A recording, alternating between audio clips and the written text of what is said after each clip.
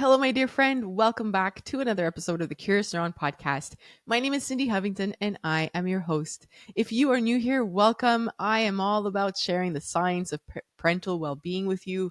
I want to make sure that you have a space, a community where you, as a parent, feel supported. And I have a PhD in neuroscience, and I think that there's a lot of research out there that can benefit us parents and help us navigate this very interesting world of parenting that has lots of ups and downs. And I want to make sure that I can bring the right researchers to you and the right studies and the right experts. So thank you for being here.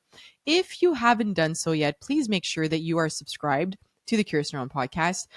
There have been changes in the Apple algorithm. So if you are not subscribed, when you listen to a small part of the episode, I believe, it doesn't count as a download, and then that doesn't register as a download for me. And the metrics make a very big difference in terms of me getting the support that I need to continue this podcast. So just tap out of this podcast episode just for a second and make sure that you are subscribed. If not, click on that button, and I would deeply appreciate if you did that.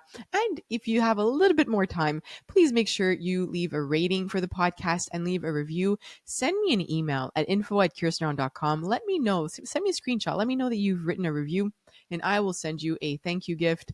It's called Meltdown Mountain. So if you have a child that really is struggling with their emotions, I have some visuals for that. And I'm going to send you some coupon codes for the reflective parent workbook that we have at the Academy. That's 100 pages of different reflection prompts that look at different relationships that you have in your life and different aspects of parenting as well, so that it will help you think through things that are becoming difficult for you perhaps in your life. And I'm the co-founder of the WonderGrade app as well, so you can send me an email, and I'm gonna send you some love too. So thank you for being here today. Make sure that you also check out our affiliates and our sponsors and partners in the show notes. We are working with BetterHelp.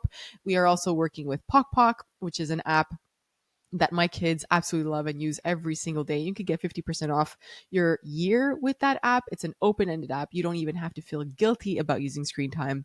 And with BetterHelp, of course, the reason why I wanted to partner with them is because sometimes as parents, we don't have the ability to leave our home as much as we want to, but therapy is very important. And from the parents that have reached out to me and told me that they started using BetterHelp, they have seen a difference in how they navigate their own emotions and how they support their child.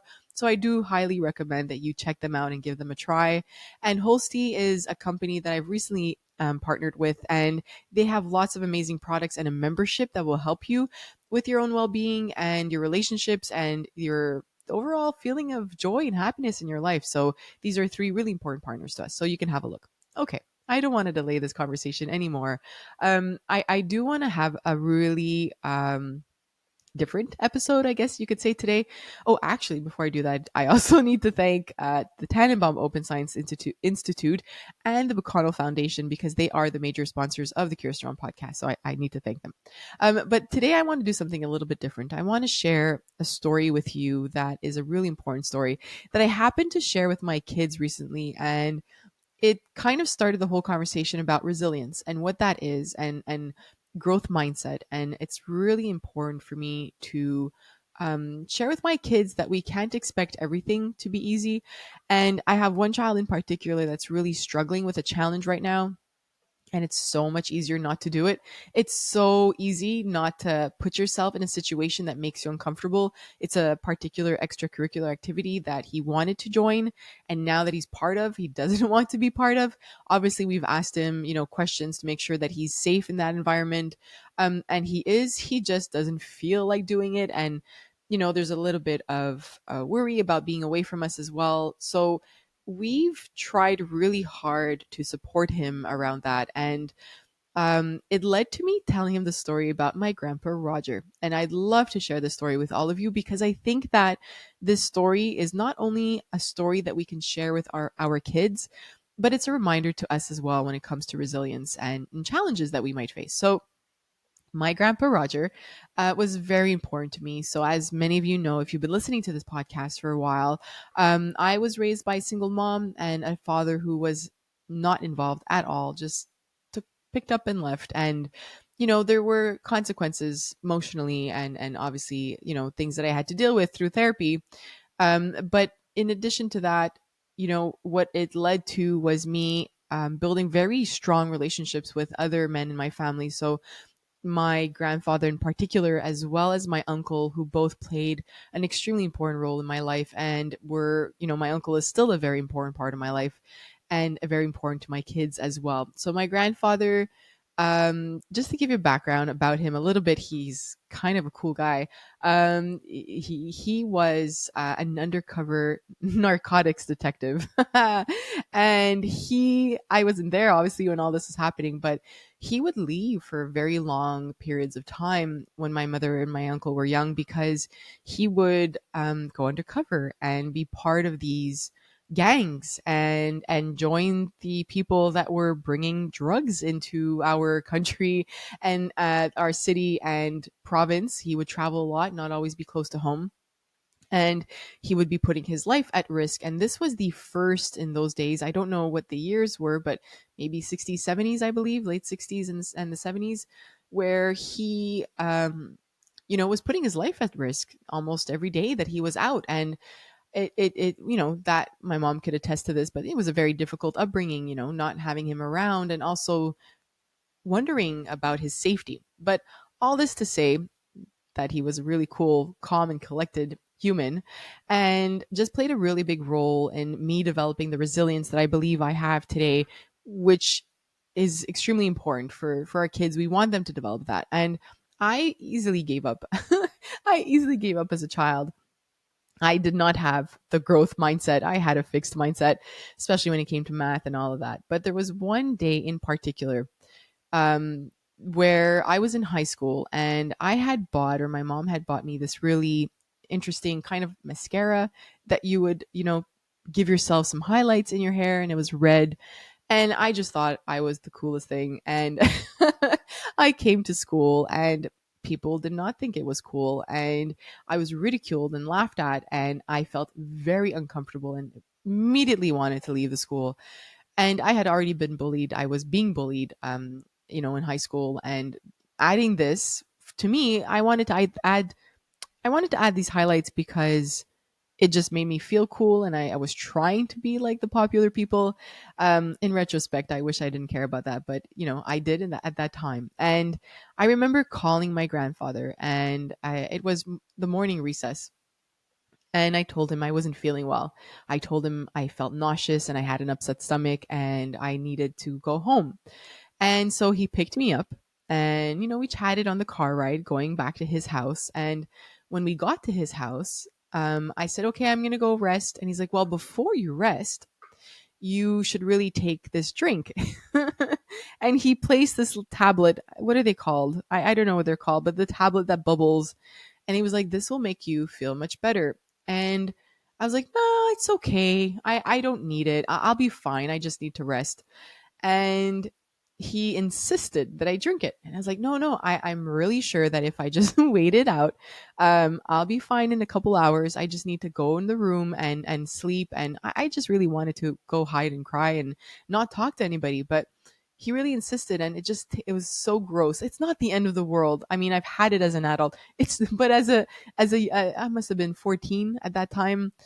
To me at that time, it was just like, this is disgusting. I don't want to do this. Why is he making me do this? you know, but he knew something was off. I didn't realize at that time. So I drank it. I went to bed.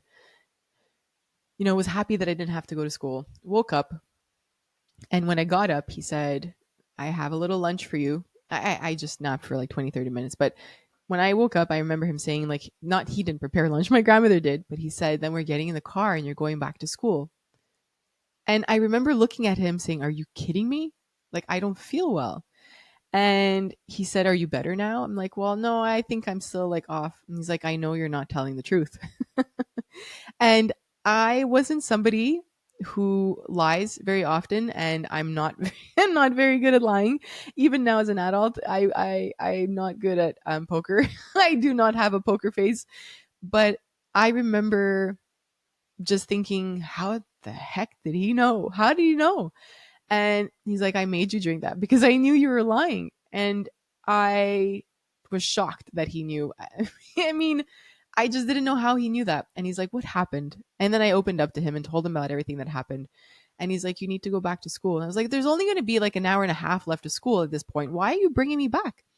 And he's like, because you need to face, what's going on. And I don't want you to avoid these situations.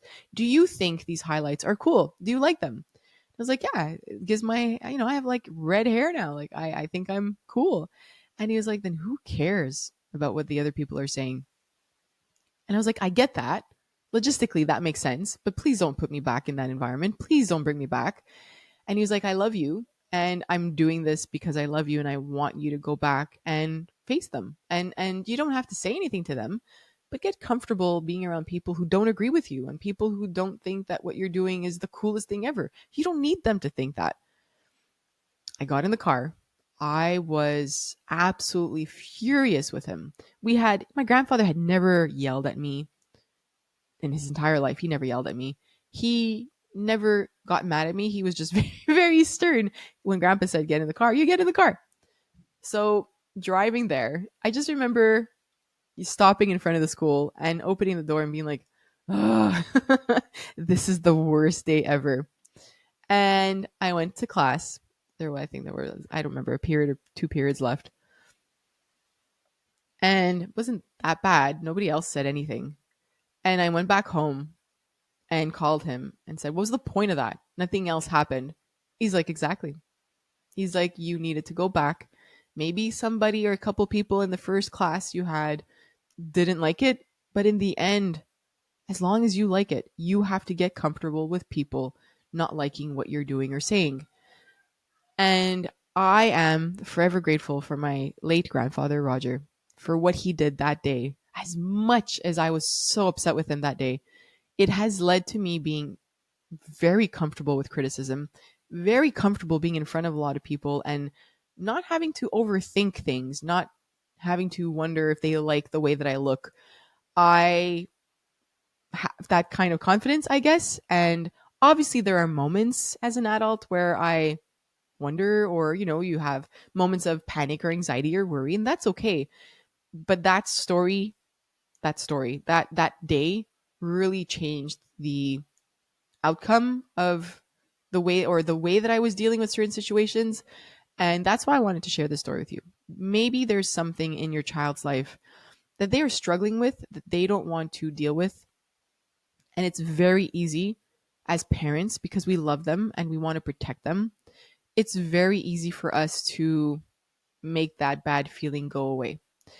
But when we place them in a situation that we know as parents is safe but uncomfortable, that's where the resilience begins to grow. That's where the resilience, you know, shapes itself. And it's those moments, the ones that they won't like, the ones that will make us feel like we're really shitty parents, that in the end will build that character and they will thank us one day. So thank you, Grandpa Roger, for that moment, for that day where I just was not your friend and not happy with you, because today I'm able to put myself and place myself in certain situations, and that has allowed me to do what I do today. I also think that as parents, we also avoid certain situations with our kids that are uncomfortable. So if we know that our child is going to have a tantrum or a meltdown or very big emotions around a certain situation or transition, sometimes we avoid it. Or if we know saying no to our child for something will lead to very big emotions, sometimes we avoid it. And I think that as parents, we have to remind ourselves that those uncomfortable moments are important for them. Those moments when they don't want to hear no, they really want that chocolate or that cookie before they go to bed. Those are the moments that will shape them and support their emotional well being and their mental health as they get older. We don't realize it, but they really are significant moments. So if we can be by their side and coach them and support them through the unpleasantness of those emotions, that's what will help them build the resilience. And that's what will help us build our resilience as well.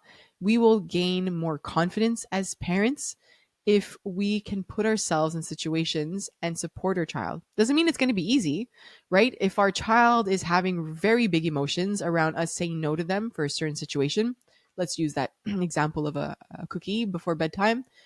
If we know that every single night before they go to bed, they ask us for that cookie and we say no, and we know that they always have really big emotions around that, and it's just so frustrating as a parent. It's annoying.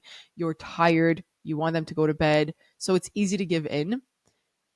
Not giving in, again, making sure it's something about nothing about safety, and it's just, a want that they need, and there's nothing more serious than that. If we don't give in and we manage to coach them through their emotions and calm them down, I guarantee you that that feeling of empowerment and knowing that you are their leader and their pillar, not their leader, but their pillar, you will feel that confidence after that moment. You're like, yeah, I did that. Yeah. And I think it's really important for us to have those moments as parents. It's like those small wins and those small dopamine hits that just allow us to feel good about what we're doing as parents, because we don't get many of those moments. So I do think that Grandpa Roger has taught me how to navigate these very difficult moments with my kids, but how to navigate those moments myself as an adult and as a parent, and that I can't move away from those uncomfortable, really uncomfortable, unpleasant moments. And that's what builds my own parental resilience, which there's research around, by the way. Um, so that's what I wanted to share with you today. I hope you enjoyed the story of Grandpa Roger. I hope you're well. I've shared on social media that many people, I've just, January has been a little bit heavy. I've been getting a lot of emails from parents that are truly struggling right now, and lots of parents reaching out to me asking about divorce and how to, go through this very thoughtfully and mindfully with their child.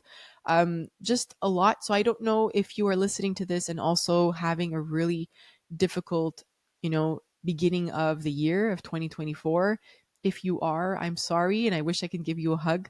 I know that it's not easy, and we all go through very difficult moments, but it's not easy when we're stuck in that moment and feel like there's no way out. So if you're driving listening to this, if you're walking and listening to this, make sure that you take the time to acknowledge what you're going through, and give yourself a hug. Try it. Honestly, I'm serious. Give yourself a hug. I can't give it to you, so I'm telling you to give yourself a hug from me. And I hope that you have a beautiful and a wonderful week. I will see you next Monday. Bye, everyone. Don't forget to subscribe to the podcast and come follow me on Instagram at curious_neuron and visit the website curiousneuron.com. Thank you, everyone, for being here. Bye.